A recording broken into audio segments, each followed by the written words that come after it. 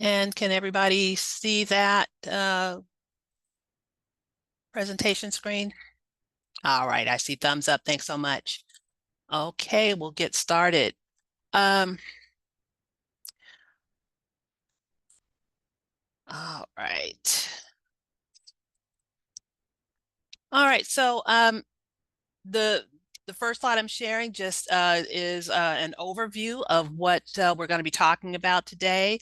Some successful grant writing tips, developing your ideas for a proposal, researching funding sources, the grant approval process, that's an internal process to SNC, and then developing the proposal. Now, that section, we're definitely going to be touching on a few common mistakes in grant preparation that you want to avoid so that helps you with the success of your proposal. And then talking about submitting the proposal. And then finally, we're just going to touch on being audit ready. And so let's get started. Okay, so as you're preparing for the development of your grants, I want to make you familiar with some terminology. Let's start off here. Code of Federal Regulations, CFR, Federal Register, Grants Advisory Committee, the letter of inquiry. These are all terms that you're going to hear and see as you're researching your grant guidance, as you're reviewing your solicitations. And so I want to make you familiar with these. So the Code of Federal Regulations, the CFR, is the official legal print publication that contains the general and permanent rules that are published in the Federal Register by the various federal departments and agencies of the government. So there are 50 titles that represent different departments and agencies of the federal government.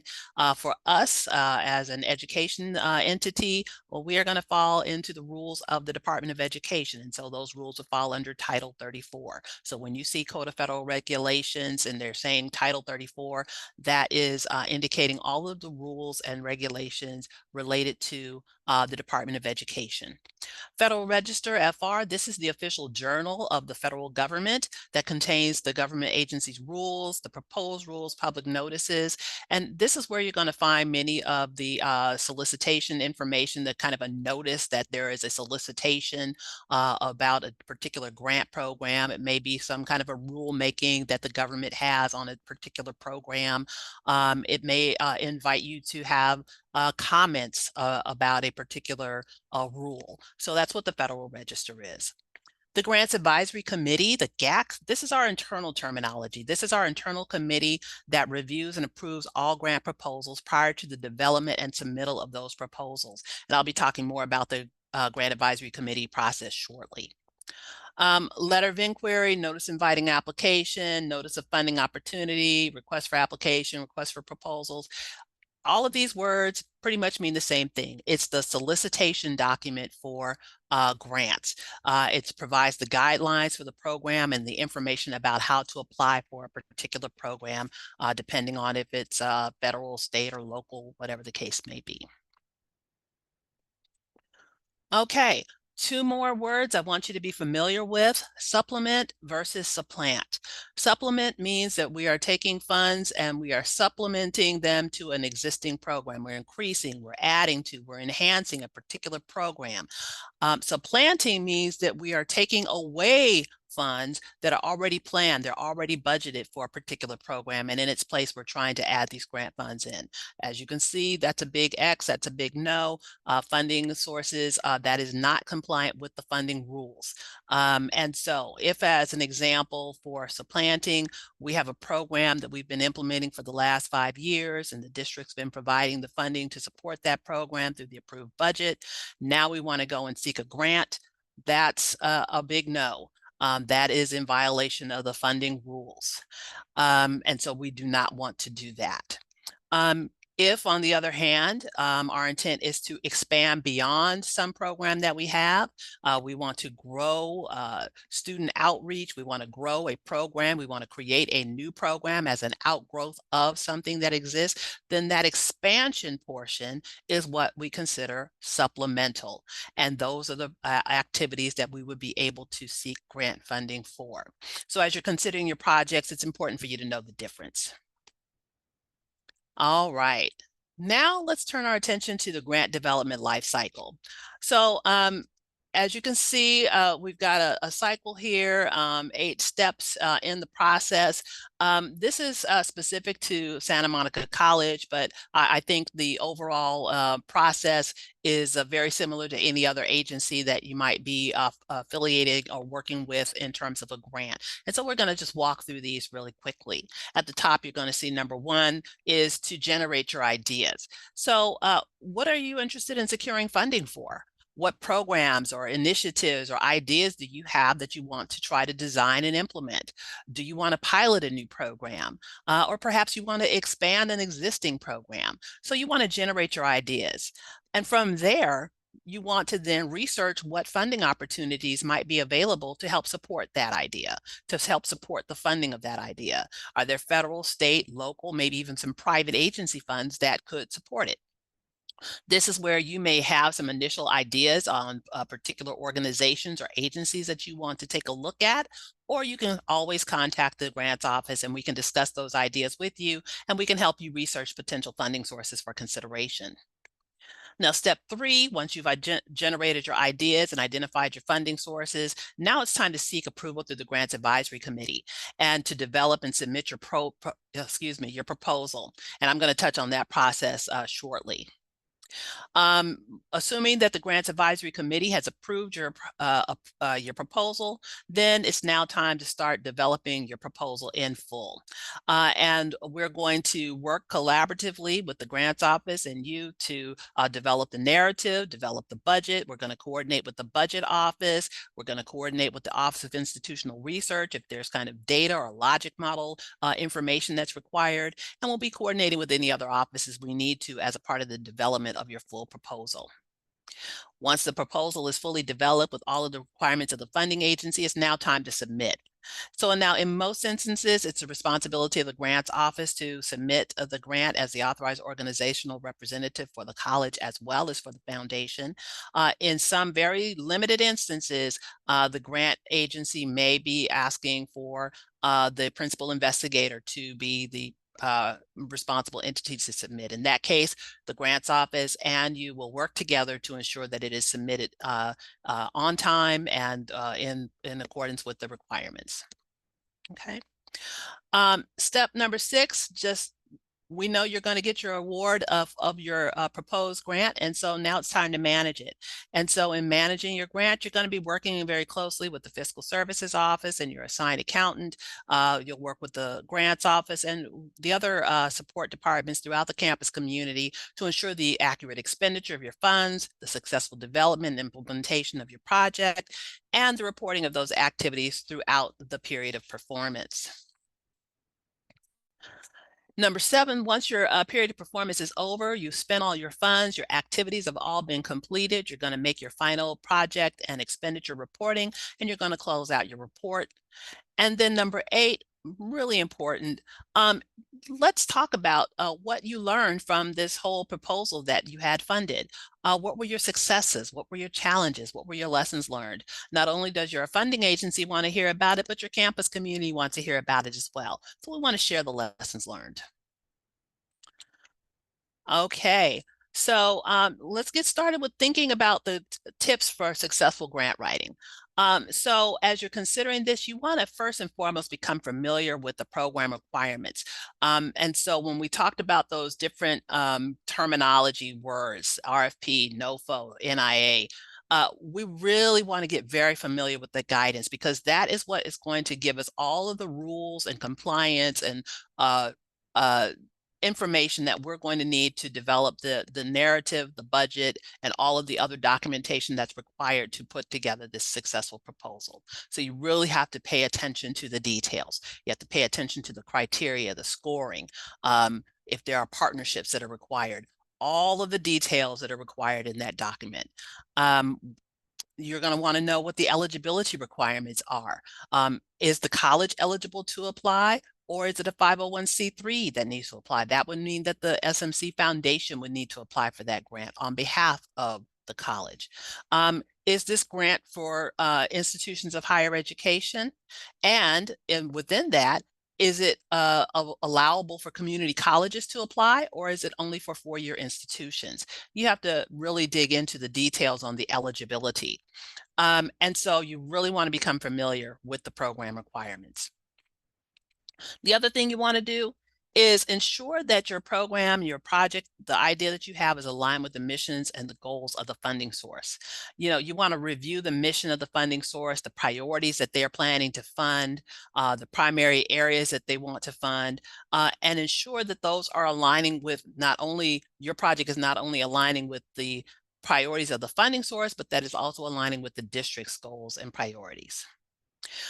You may want to take a look at the funding sources website. I know that for some of the federal grants and probably some of the state grants as well, sometimes on their website they will include a link to where you can look at previously funded um, award proposals. And so they have those there, and you can take a look at them, you can download them and review and get a flavor for what kinds of projects were approved in the past and how they communicated to the funding source what their projects were. That will help you in terms of how you want to frame your proposal.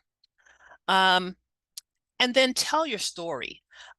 SMC has a rich history about the achievements of our students, our faculty, our staff, and educating people who become leaders in our community.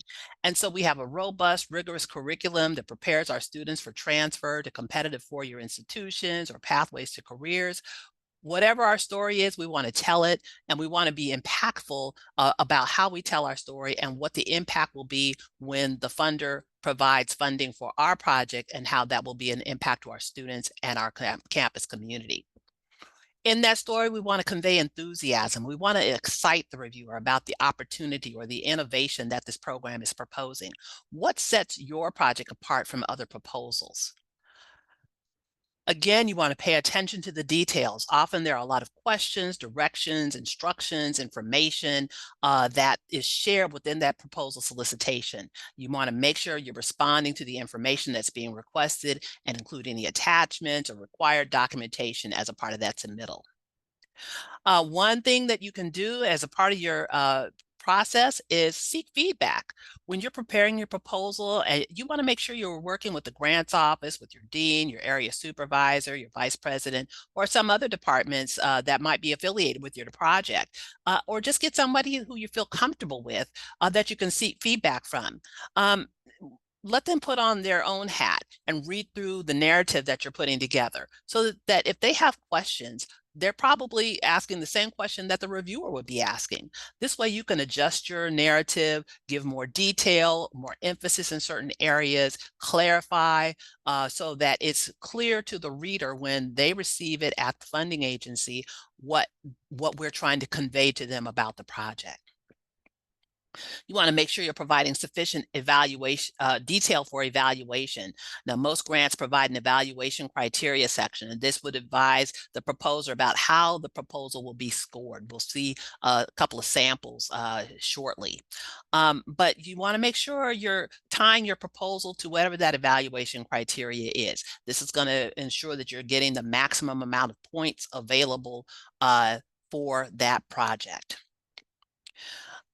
Make sure you understand that the reviewer doesn't necessarily know Santa Monica College. We are a very name brand college. We've got wonderful accolades, but that doesn't mean that the reviewer necessarily knows us. So don't go into the application with the idea that the reviewer does. Make sure that you're telling the story and giving the detailed information so that they get the full concept of what you're trying to propose. Always link back to success stories. We have so many. So you're going to want to be able to talk about the successes that we have achieved and what we can achieve even more with the funding that this funding entity will be able to provide. All right. And so on slide 8, we're talking about now developing the idea, getting a little bit more involved in this discussion. So when you're looking at your solicitation, you want to look at, again, what is the goal of the project, the program or initiative that you're trying to conceive of and that is going to align with the funding source? What is the innovation that will be developed through this program or service? Many of the grants talk about transformative nature of the project. The National Science Foundation uses this term all the time, transformative. And they define transformative as radically changing our understanding of an important existing scientific or engineering concept or educational practice, or leads to the creation of a new paradigm or field of science, engineering, or education. So we really want to understand what's going to be different, what's going to be new. Most recently, we actually applied for and were awarded 2 grants from the California Chancellor's Office. And both of those solicitations requested proposals for innovative ideas. One was to promote equal employment opportunity principles, and the other was to promote culturally responsive pedagogy and practices through innovative best practices. The word innovative was actually in the title of the program. That gives you the understanding that they're looking for something different, something new. Um, you also want to take a look as you're developing your ideas about who is this project going to be serving. Is this project specifically for direct services to students? Will this program idea support faculty and curriculum development? Is this a project that will help with the development of new professional development programs? Um, how will this impact the college community, the idea that you have? How will it enhance the educational environment? These are all of the things that you want to be thinking about as you're developing your idea. Um, the other thing you want to think about is resources. Do you have the resources available? And that means the personnel resources, the facility resources, in order to accomplish the goal that you have for your idea. So if you need several faculty members, you need counselors, you need staff members, you need some of the auxiliary services. Do you have those in place? Have you had conversations with all the persons that you would consider team members for your application? Do you have the appropriate facilities needed? Do you have the appropriate laboratory equipment or whatever the case may be that you need for your project? Or do you need to be coordinating with the facilities office or the IT department or any of the other departments on campus in order to ensure the team effort that you will need in order to support your grant once it's awarded? One of the other key things you want to think about as you're developing your ideas, what happens when the grant funding concludes? Does this project end when the grant funding ends?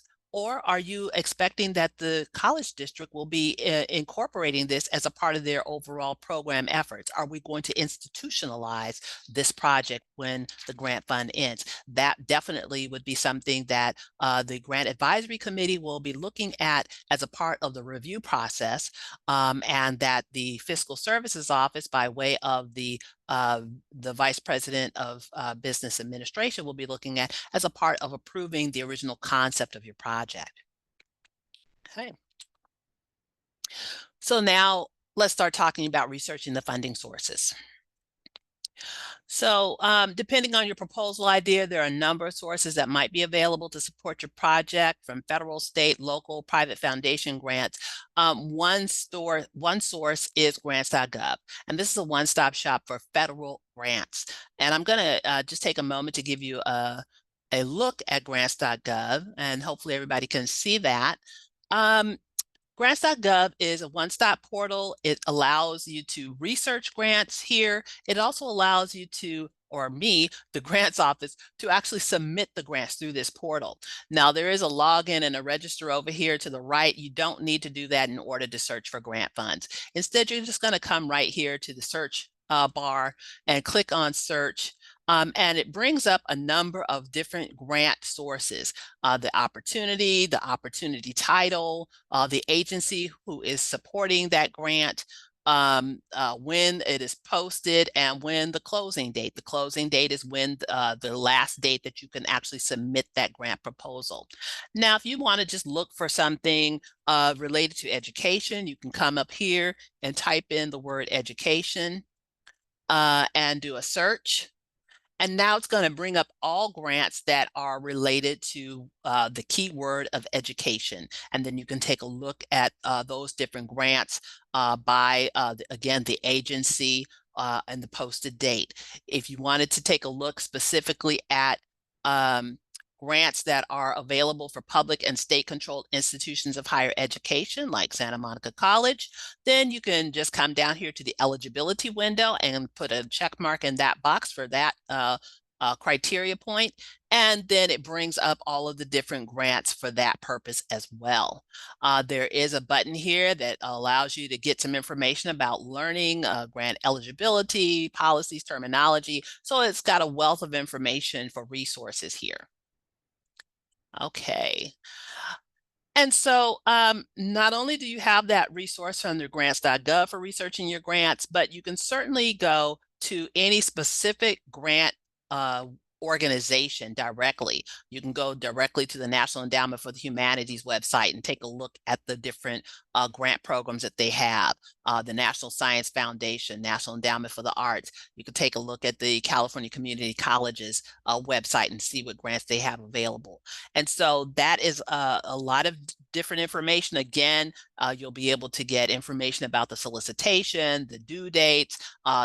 They may have postings on webinars, things of that nature.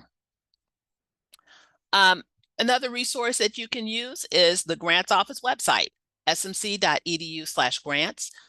We have posted a number of links. You see the grants.gov link right up here, Federal Register link, and several other granting agencies below. You can certainly take a look there and see if there are resources that you might be able to help you along your journey for searching for grant programs. Okay. All right.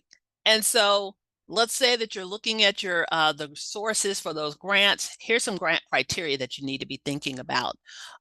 First and foremost, what's the eligibility criteria for the grant? Does it allow for a college to apply for the grant, or again, does it need a 501c3 foundation to apply? Is it for institutions of higher education? And again, is it for community colleges? Does it support Hispanic serving institutions or minority serving institutions? These are key points that you want to know about as you are seeking these grants, because that's going to help you formulate how you're organizing your thoughts about your project and the target audience that you're going to be looking for at your program, and making sure that your project is aligned with the grant program that you're seeking. Something else to be thinking about: what's the goal of this program that you're looking at? What's the purpose of the grant program? What are the priorities of the grant program? And again, do they align?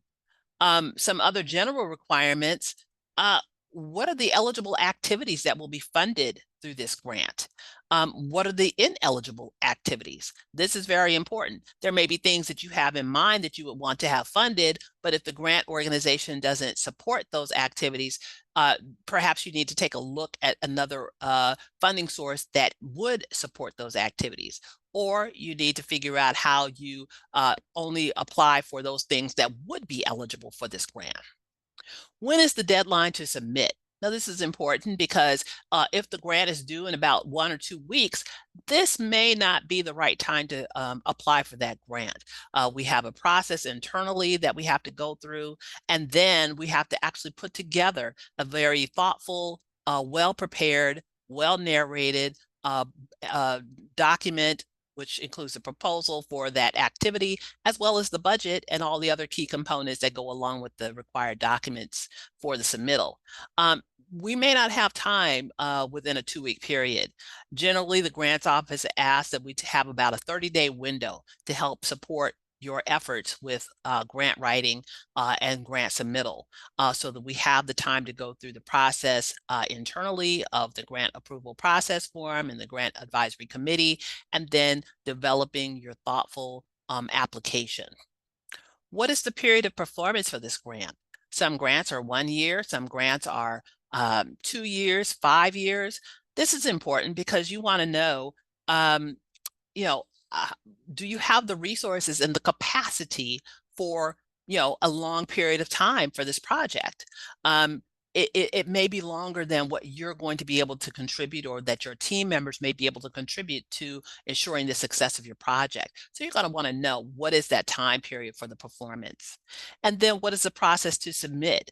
Some of the grants have a preliminary submittals that must be submitted. There might be a letter of intent that must be submitted in advance of a full application. There may be a two-step process in the application. So we need to know that so that we understand that when it's due, and then backtrack to how much time do we have to actually get our thoughtful proposal developed. What is the award range for this program? And so what's the total program fundings? A lot of times the grants will tell you exactly how much program funding overall has been appropriated to this particular funding program. And then they're going to tell you the minimum amount of the award might be, some number, and the maximum amount of the award. It might even tell you what the average size of the award might be. So they might say, well, this grant is a minimum of 500,000 and a maximum of $1 million. We are going to generally average awards will be around $750,000. So that gives you an idea of what you should be working towards when you're developing your budget. And then a lot of times, especially with the federal grants, it might tell you how many awards are planned. This is important because this is going to help you understand the competitive nature of this particular program. For federal grants, that means it's nationwide. So everyone who is eligible from California to New York and in between is eligible to apply. If the solicitation indicates that there are 3 to 5 awards that are going to be made out of this program, that's a pretty small number. That means it's very competitive. That means you have to have a very strong proposal with all of the requirements of the criteria and the application components really tight.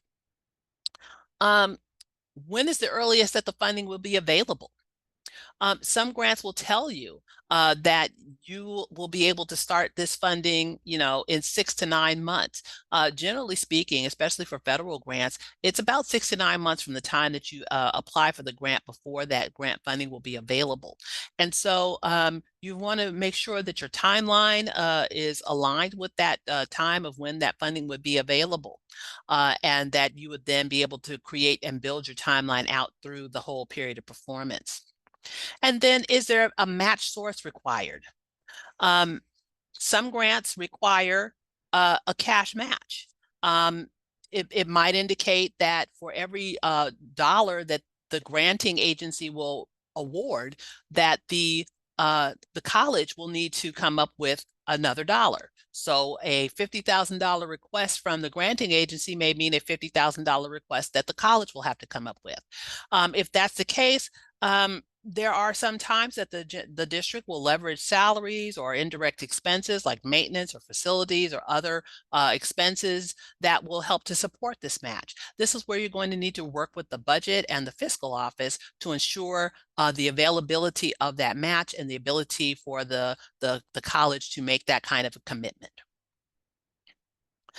And then what are the resources that are available to help you as you're going through the journey of deciding whether this is the right funding source for your particular project or idea?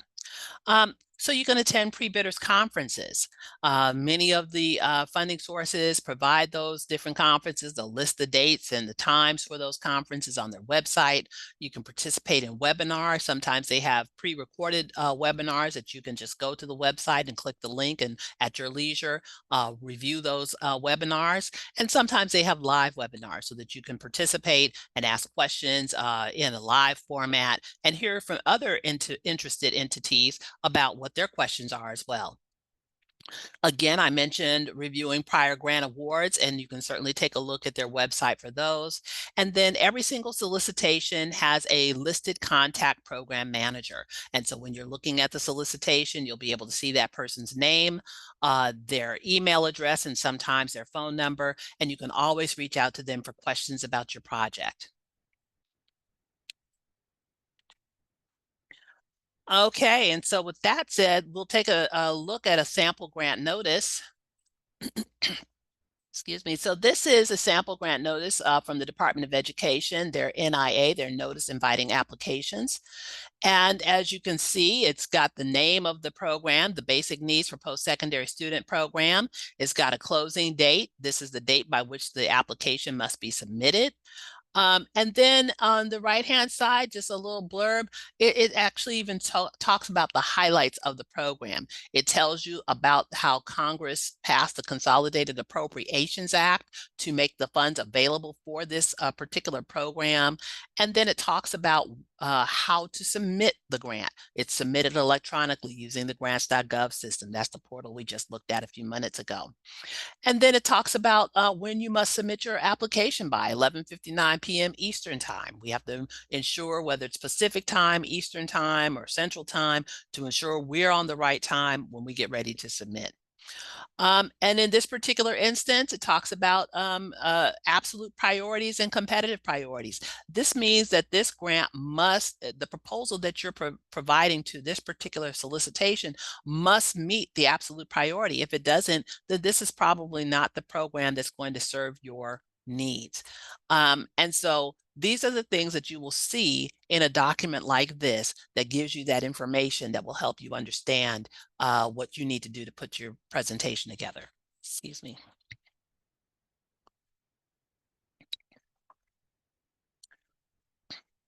Okay, so now let's talk about the grant approval process. Okay, so the grant approval process, as I indicated, is an internal process for Santa Monica College where we ask that the proposers of any ideas for seeking funding put together a summary of what that proposal is, along with a budget and the key personnel who will be involved in your project, any facilities or equipment that you might need as a part of the resources for your project. And this is going to be submitted to the Grant Advisory Committee.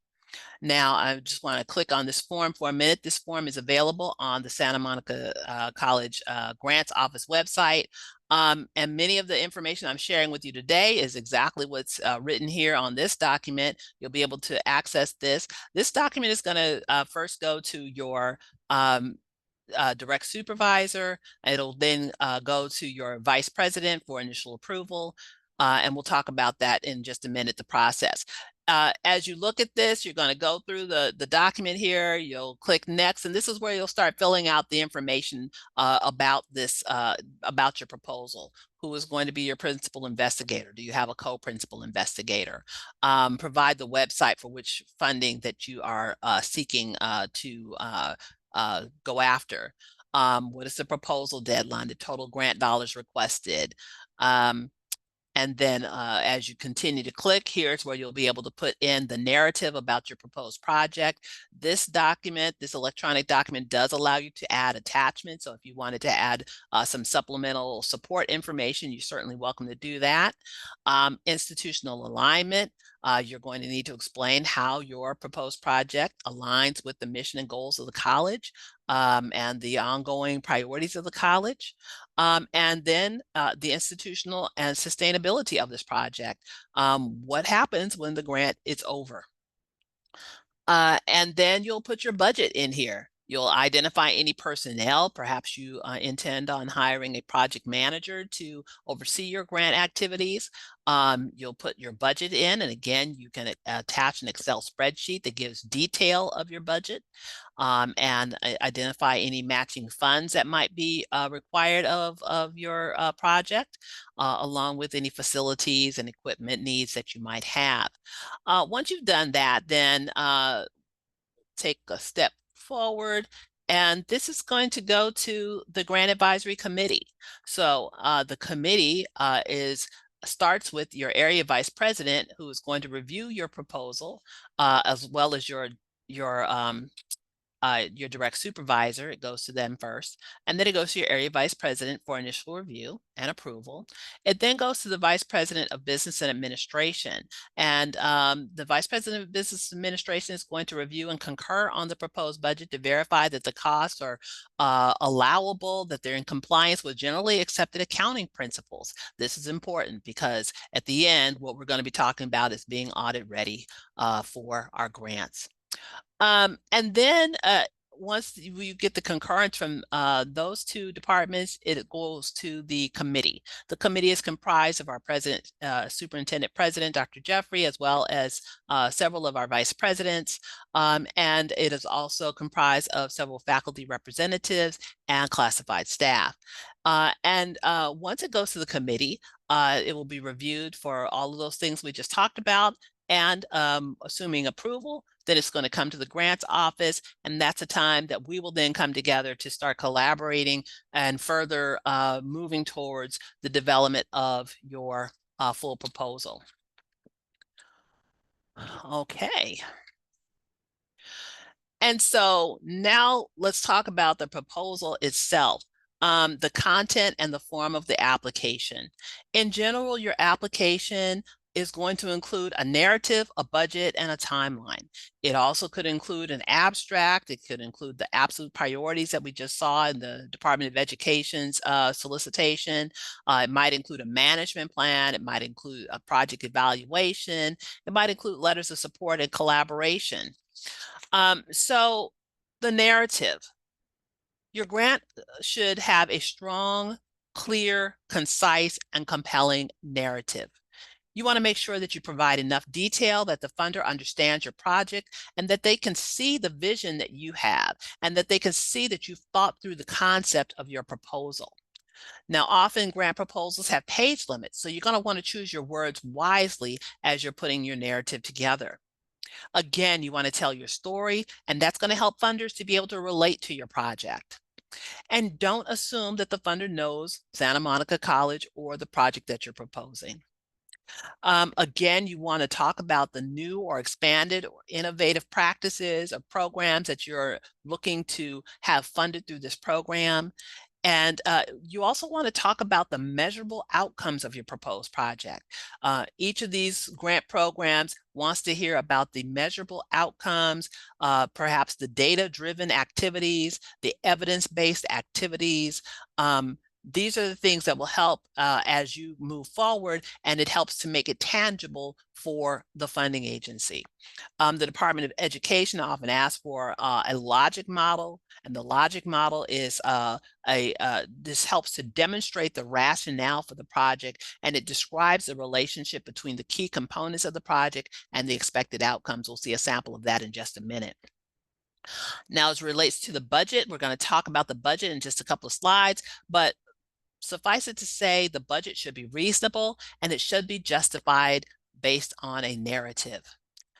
The timeline, you want to ensure the start time of the grant. Again, the NOFO oftentimes will tell you that the grant must start by a certain date. So then you need to ensure that your resources are in place, that you would be able to have the start date for your timeline based on that notice of funding opportunity. Make sure your timeline is reasonable to accomplish all of the tasks that you have planned within that time period. You have a certain time period that the grant funding solicitation is going to tell you, whether it's 1 year, 2 years, or 3 years.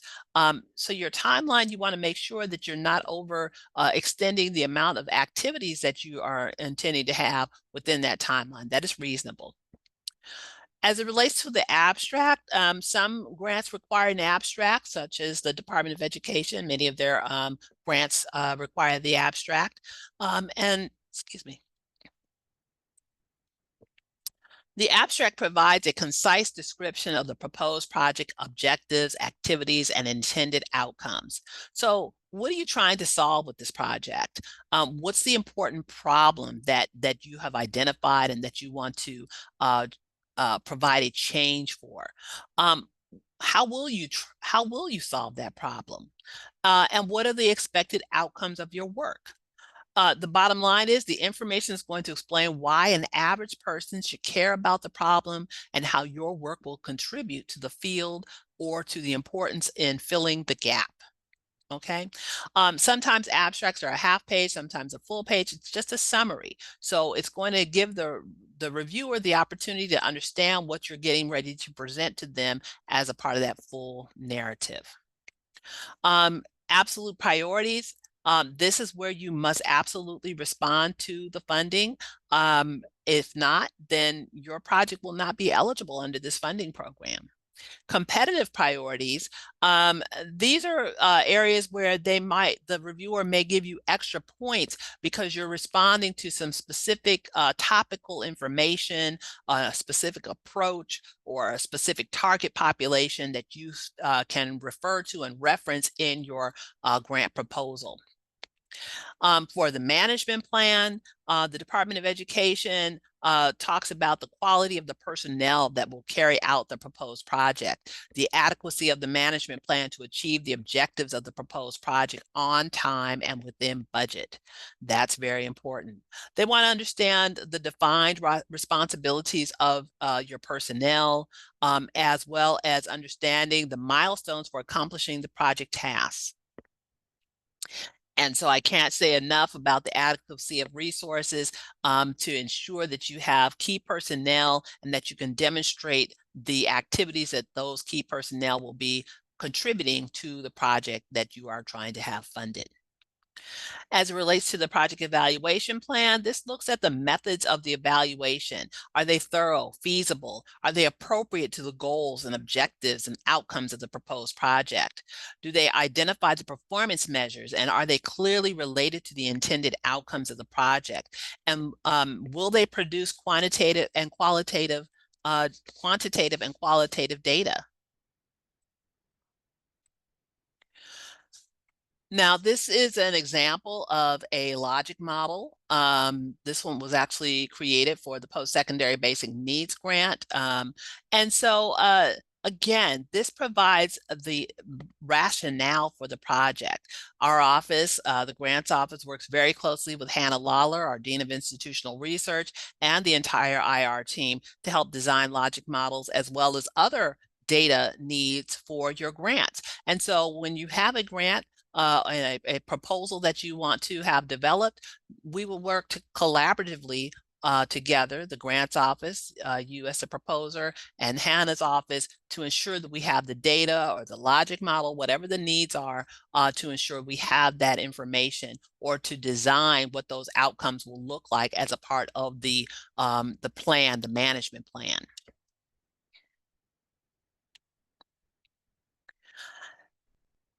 Now, this slide shows us the U.S. Department of Education scoring system. So this is an example of when you open the solicitation, you go somewhere towards the back of the document after they've talked to you about all of the requirements and the eligibility and all of those good things. It's going to talk about here's how we are going to score your application when you're submitting your proposal.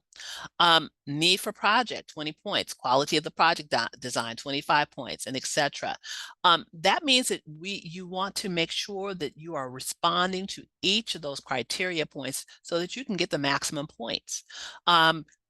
Sometimes the grants are just a fraction, 2 or 3 points makes a difference in being successful in getting that award, and perhaps being listed on a waiting list, or to determine whether there's going to be other funding that's available, or even in a tiebreaker. They have tiebreaker information in the solicitation as well. So you want to make sure that you are really tying all of your key components, all of your responses to each of the components, each of the criteria that is included in that solicitation, and going through there to ensure that you're responding with all of the information that you can. Now, this slide shows us a different version of a scoring mechanism. This is from the National Science Foundation, and all NSF proposals are evaluated through their merit review criteria, and that includes the intellectual merit that encompasses the potential to advance knowledge and the broader impacts which encompasses the potential to benefit society and contribute to the achievement of specific desired societal outcomes. So they don't have a numbering system. Instead, this is the system that they use, and they apply this intellectual merit and broader impacts criteria as they review the applications to determine whether they advance toward award. So if we take a look at the bubble here, what's the potential for the proposed activity to advance knowledge and understanding within its own field? This is one of the criteria that they're going to be looking at as they're reviewing the proposal. To what extent do the proposed activities suggest and explore creative or original concepts, the potential to be transformative? Okay, we continue to hear that word. And then how qualified is the individual or team or organization to conduct the proposed activities? We want to make sure that we have the team in place that has the time and the ability to do the proposed activities, that they have all of the, because they'll be asking for different documentation to support that the team has the skills and ability to achieve the implementation of these activities. Okay. And then are there adequate resources available to the PI to carry out the proposed activities? They want to know that there's institutional support for the principal investigator to be able to conduct this activity, and that the resources are available to fully support the implementation of this program. And then finally, is the plan for carrying out the proposed activities well-reasoned, well-organized, and based on sound rationale? Does it make sense? Is there a basis of rationale for this project and the ability to implement it? And I would say to you that in both examples of the scoring scenarios, every single granting agency will provide you some kind of a scenario on how they intend to score the application, how they intend to make the decision, okay? And so now, as a part of your proposal package and development, there may be the opportunity for partnerships or collaborations. Funding agencies often encourage those partnerships and collaborations. So how can the project be strengthened? By working with another institution of higher education, or working with a regional organization or a community-based organization. Oftentimes, if we are working together, we are, as the institution of higher education, we're working with one of the regional entities, we're filling the gaps. We're connecting together, that their skills and abilities can connect with our skills and abilities to strengthen and broaden the ability of this program to reach a broader base of people, expand to the programs, to implement the programs not only within our college community, but perhaps locally in our community area. Sometimes the grants will specifically outline that you have to have partnerships, and it may specifically advise on what those types of organizations must be that are to be included in the grant. If they're not included as a requirement, then it sometimes may be helpful just to include them, because that shows that you're having a broader reach with your project versus just a more local reach.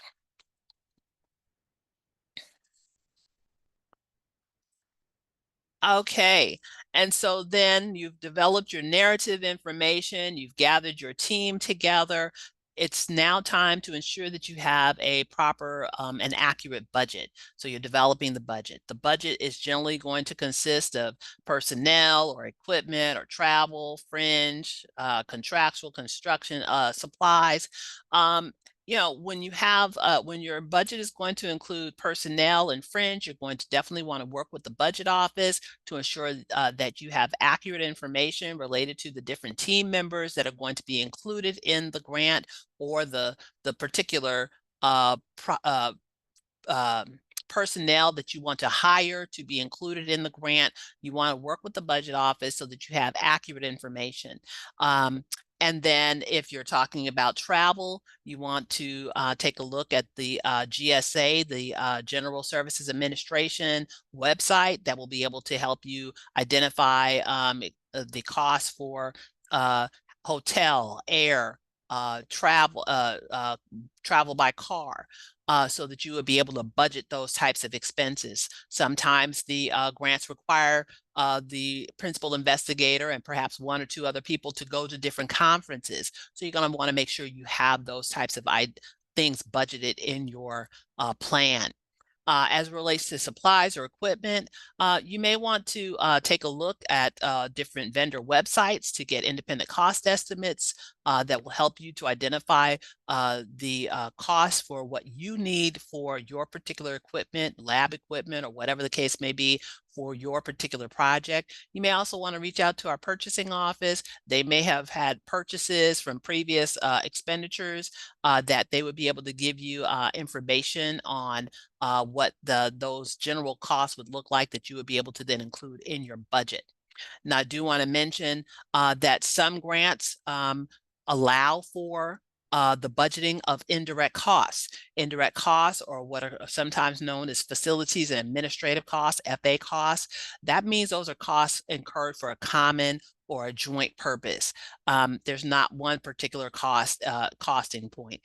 This activity is not specifically related to the grant that you are applying for. That would be things like the accounting department, the purchasing department, the grants office. Those are general costs. Um, what would occur is that you would include, potentially an 8 to 10% budget line in the grant for the indirect costs. Now, Santa Monica College, as a policy, does not include indirect costs in the grant proposal. We want to make sure that all grant dollars go directly to the services that we are proposing as a part of that grant. We want to get as many students, faculty, activities in support of those through those dollars. And so we generally don't. However, if the grant agency does require that we budget the indirect cost, then we will. And we'll work together, the grants office, the budget office, to ensure that we have that identified. And so that's for that purpose.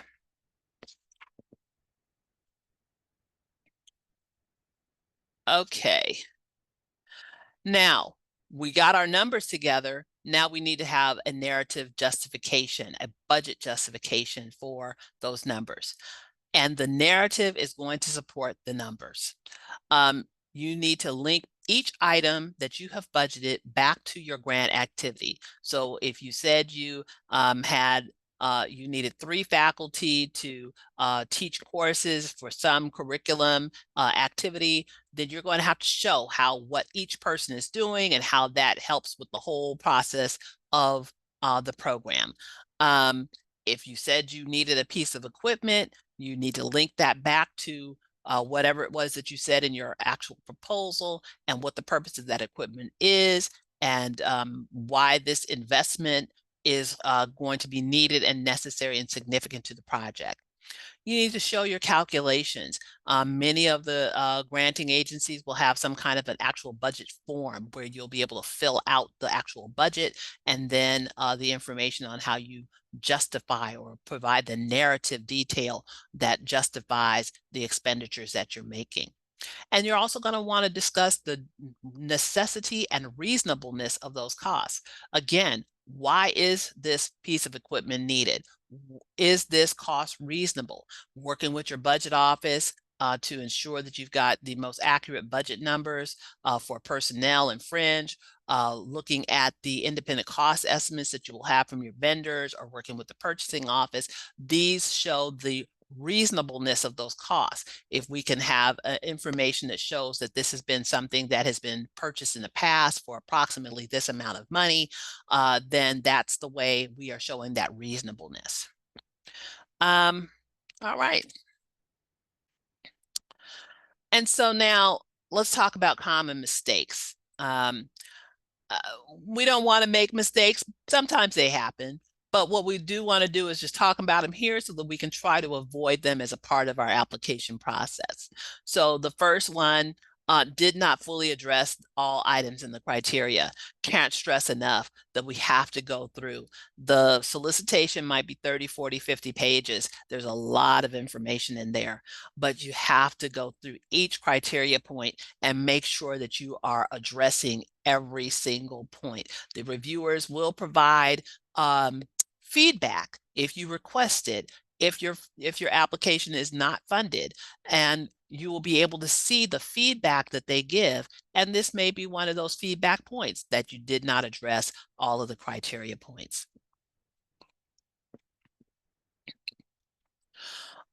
Program not fully described or justified. You made a wonderful argument for why we need the funds to support a particular program or activity or event. It just did not provide all of the justification or the details necessary for the reviewer to fully understand what the outcome or the benefits would be, how it would be evaluated to show the success of that project. And so you really want to make sure you're identifying those outcomes, those benefits, those performance measures, the evaluation, the data that will be collected, whatever the case may be, to justify how this is intended to be a successful project. Need a more detailed timeline. We kind of talked about this earlier. Sometimes we just don't provide enough information. Again, we want to start from when we believe that the project will be funded and take it out through the time period that's posted in the solicitation for the activities of the grant. And you want to be able to ensure that you are providing all of the milestones along the way. There should be success milestones and check-in milestones along the way. And you want to make sure you're identifying those within the timeline. Proposal lacks significance. One of the things I suggest is that when you're taking a look at the solicitation and you're writing up your narrative, that you make sure that you're using some of the information or the language from your the solicitation to tie it back to show the significance of what your proposal is. So you want to tie and align whatever those priorities, those goals, the language in that solicitation to whatever your proposal is, so that it shows the significance and it shows the ability of your project to meet the goals of this particular solicitation. One area, overambitious goals. We have these wonderful ideas and we want to accomplish everything. But sometimes, it just might be too much for the time period that is proposed. Maybe you have to break down your project into a phase 1 and a phase 2. So you get the phase 1 activities done first, and then you either, if allowable by the grant source, you come back for phase 2, or you find another source for your phase 2. But you want to ensure that you're not short shrifting the activities that you're doing just to compress them into the timeline of the grant. You want to give the time to be able to be thoughtful in those activities that you're doing in your grant, to have the time for evaluation periods within your grant, to adjust where there may be some challenges in your grant. Not every grant is going to run smoothly. Sometimes you have to adjust your timeline to meet whatever the challenges are in your grant. So you want to make sure you have all of those things and not be over ambitious to the activities. Proposal lacks innovation. We've talked about this innovation, transformative nature of the project. We want to make sure it may not be innovative to the broader community outside of Santa Monica College. It might be innovative to Santa Monica College. We want to show how it is innovative no matter what, how it is transformative.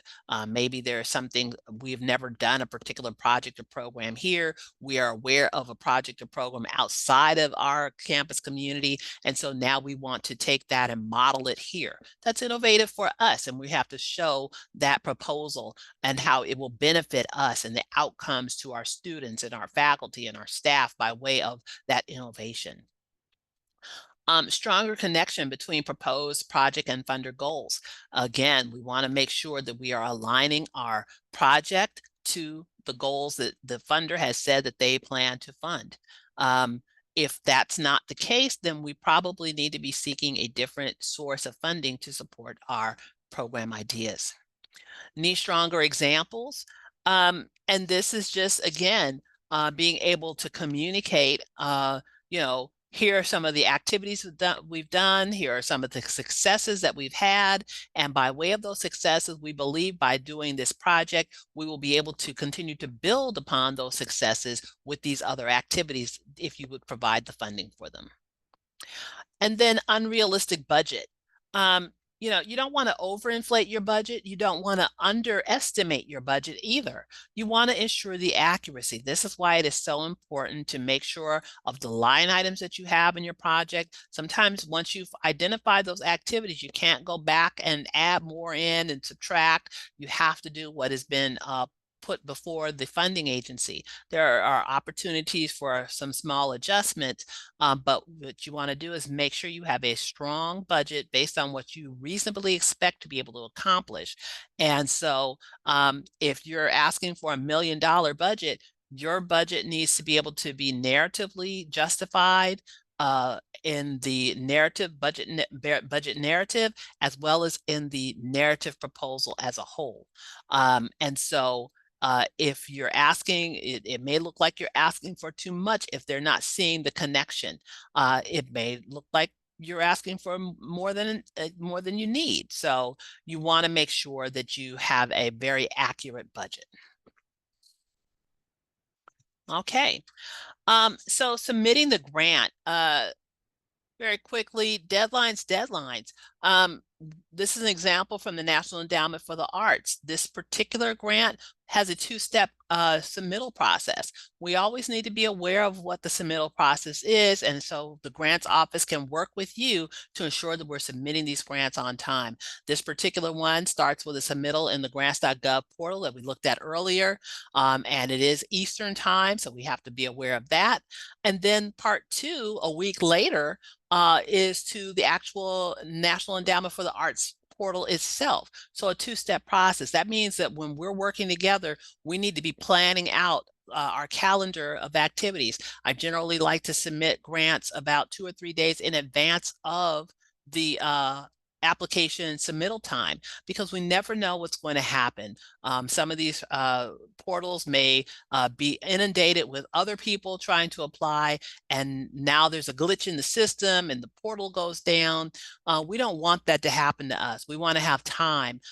If something is glitchy, we want to make sure we have the time to, have a couple of days extra. We don't want to wait till the last day and now everyone across the state or the country is trying to submit on the same time.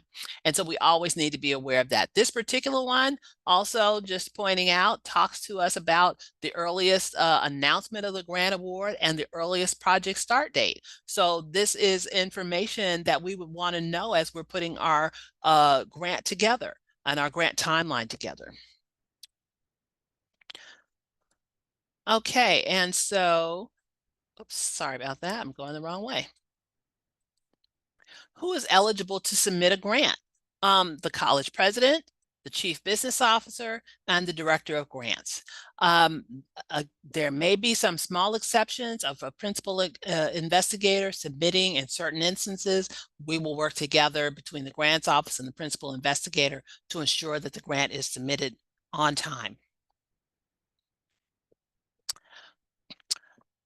Those persons who are eligible to submit the grant are what we call authorized organizational representatives. And these are the persons, excuse me, these are the persons who have been identified and authorized on behalf of the proposing organization, on behalf of Santa Monica College, to make certifications and representations and can commit the organization to the conduct of a project. You have to understand that once you submit a grant, we have made representations within this grant about certain activities that we're going to conduct, about the budget, all of those things. And so then if we are awarded, that award is and the signing of that award is a legal and binding contract between the college district and that funding entity. So we want to ensure that only those persons who have the eligibility and who are authorized as the authorized organizational representative are in that position of making that kind of contractual relationship with the funding entity. All right, we're almost done. Being audit ready. What I just want to share with you here is that all SMC grants are subject to an audit. Each year, the district is required to have an annual audit of its financial statements. And so we want to ensure that as you're putting your grants together and working towards the idea that you're going to have a funded project, that ultimately there will be an audit. That means you need to make sure that all of your costs are eligible, they're allowable, they're allocable based on the grant rules and the federal rules related to the audit. Okay.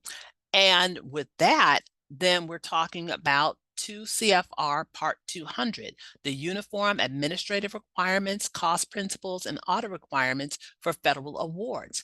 Now, the CFR provides guidance on the allowability of costs and the audit requirements for federal awards. Again, when you're working with the fiscal services team, with your accountant, then you are working with them to ensure that all of the expenditures are proper, that they are allowable by the grant that we have signed that contract with the funding agency for, and that those activities are appropriate to the grant. And so want to make sure that you're aware that from the proposal standpoint to the award standpoint, there are a number of things that you need to be aware of in order to ensure the success of your grant. And with that, I want to thank you so much for listening to me and allowing me to share this information with you. My contact information is here. And again, we will be having this recording posted to the grant website, and also the slide deck will be posted. And so at this point, I'm going to stop sharing, and hopefully there's some questions that I can answer. Happy to do so. And we'll open it up, and I'll ask Tiffany if she has any questions. There are currently no questions that were in the chat. So I guess if you do have a question, feel free to raise your hand and then unmute yourself. Yeah.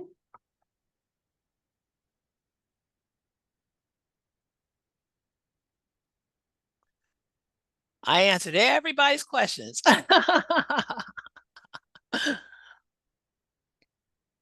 Well, you may have some questions later on. And again, my contact information is on the back of the slide. And you will certainly, we welcome you to come by and visit us. We welcome you to give us a call. Always happy to chat about the grants and to provide any service we can give to you as you're looking to develop your grant information. So with that, I give you back about 45 minutes. Oh, Linda, I see your hand. Oh, thank you, Rebecca. Unmuted and hello, Linda. Here I am. Hello. A lot of this information is a lot. There's if your department has a need for a certain type of equipment, that's a major expense, such as $250,000 to $500,000 to replace something that just is gone, and the college does not have the capital funding, or there's too many other needs to address the needs of your particular department, which may not be as directly related to educational mission as some other very worthy projects. So we would be competing with each other, which is not something we'd want to do. So would you perhaps look at grant funding to purchase specific equipment or improvements, such as a transition from fluorescent to the word escapes me now, but the new lighting that we have and need. For example, Corsair Field, for example, lighting in Bundy parking lots, things like that. So I think I would probably answer that by saying we'd have to talk about it. We would bring in our fiscal services team to see if there is budget, through some of our maintenance budgets that would be supporting some of those kinds of costs before we would move forward with seeking out grant funds for those kind of bigger facility types of improvements. So we would coordinate with other departments, the finance department, certainly, to have a look at what that looks like. Okay.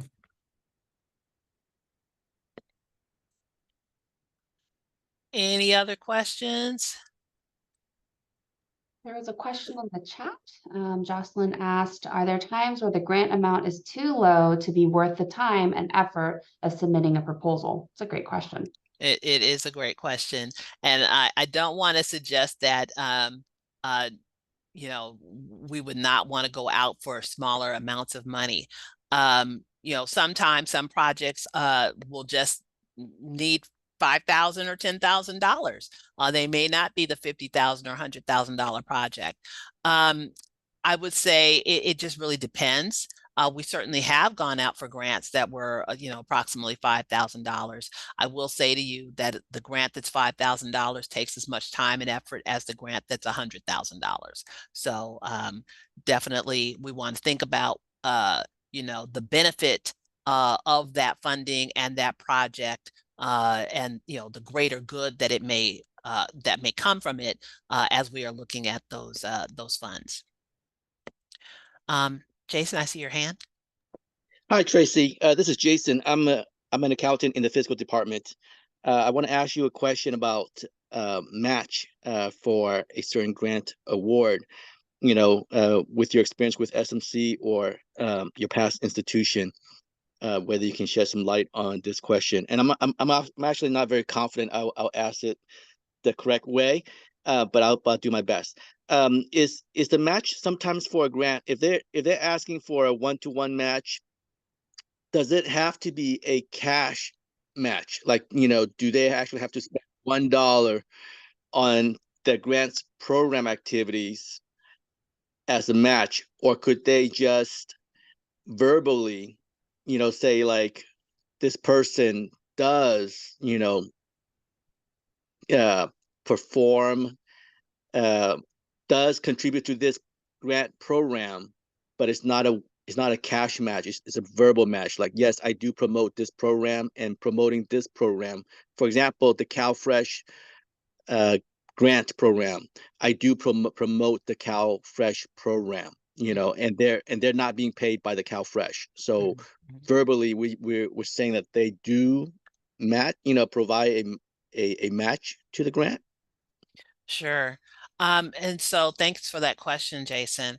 I just had a grant not too long ago under the National Endowment for the Humanities that requires a match. And so working with the fiscal services group as well as the project manager, we were able to identify some, I guess, what we would call in kind. In kind basically is identifying, like staff time or leave time for folks who would be able to use that cost of their time towards the grant. It could be using, for example, if we had advertising, we could say we're using the cost of advertising towards this grant, and this will offset the cost of what we need to come up with for the match.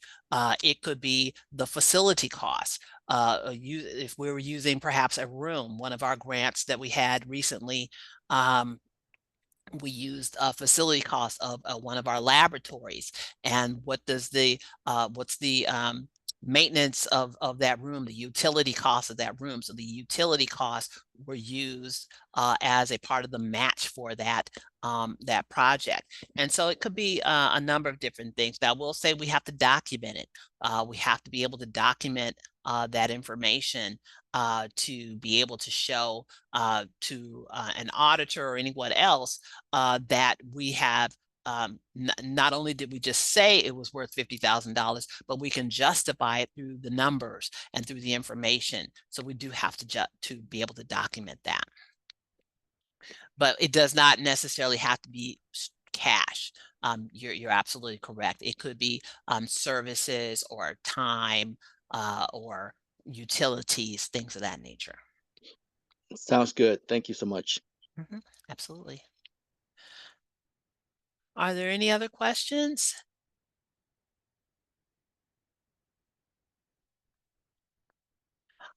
I don't see any. And so no worries if you don't have them now. If you want to formulate them later, again, feel free to reach out to me by email or to be able to give us a call or just come and ring our doorbell. We're always here. And so really appreciate everybody's participation here today and hope that it was helpful to you to kind of give you an overview of some of the information that will help you to prepare a successful proposal. There will be a survey, as I mentioned, and feel free to fill that out. We welcome it. If there's other topics that we might be able to develop a presentation on, we will do that. And so with that, I thank you so much. Thank you all for your kind words. I appreciate it.